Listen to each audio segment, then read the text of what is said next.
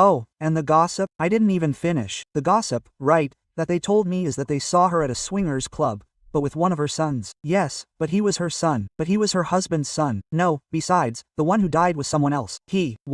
So, her husband was her son. He started out as a son. Yeah, he was one of the sons, like that. And there's some confusion, man, that even when I start talking about Flordelis, I need a pen and paper. At home, there's even a whiteboard to write on. But it's like this, Flordelis, she got married, she fell in love with a son, one of her adopted sons, of whom she had 50 children. She falls in love with one of the sons they called her mother. It wasn't that symbolic adoption. She was mother to son, they called her mother, and she called her son. Then she falls in love with this son, marries this son, and has a son with this son.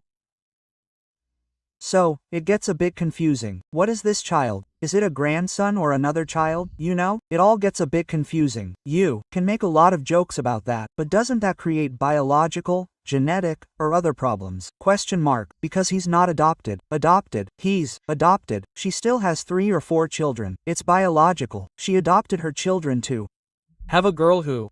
Look, I have a story I was told that goes like this. Where is the Flordelis born? The Flordelis is born during the Candelária massacre. That's where she becomes a leader. She was already one, she was already involved with religion, but there she becomes a community leader because she begins to support the survivors of the Candelária massacre.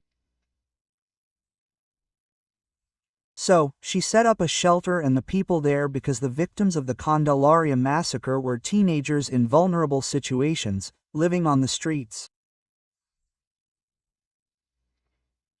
But then, after they left, after the massacre, even those who didn't frequent Candelária were extremely scared, because they wanted to get off the street at any cost, because they thought the police were cleaning up the place, that they were being summarily executed. So they started getting desperate.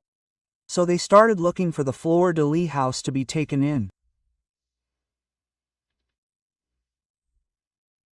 One person who contacted me, she doesn't even live here, she lives in Miami. She contacted me on Instagram, found out I was writing the Flordelis book, and said she'd been to the shelter.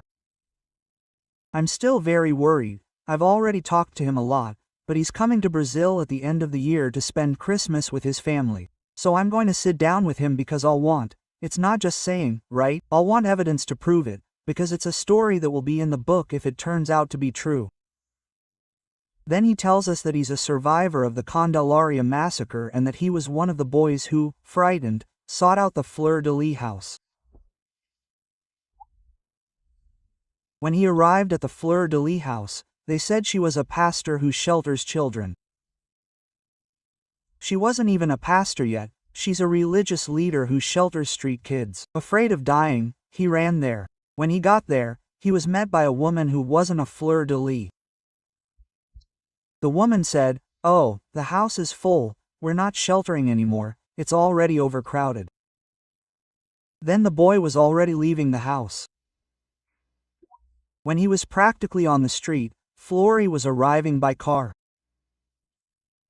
Then she saw him. He was a handsome teenager. He said, very tall. He told me he's 6'4" tall, so he attracts a lot of attention. Then Flori saw him and asked, "What are you doing?" "Hi, what are you here for? Who are you?" He stood there, a bit scared, and he said, "Oh, I heard there was foster care here, but it's not happening because the house is full." She said, "Don't come in," that's all according to him. So he went in. He was 16, he wasn't 6. He was 14, but he already looked like one of those tall teenagers, right? Involved.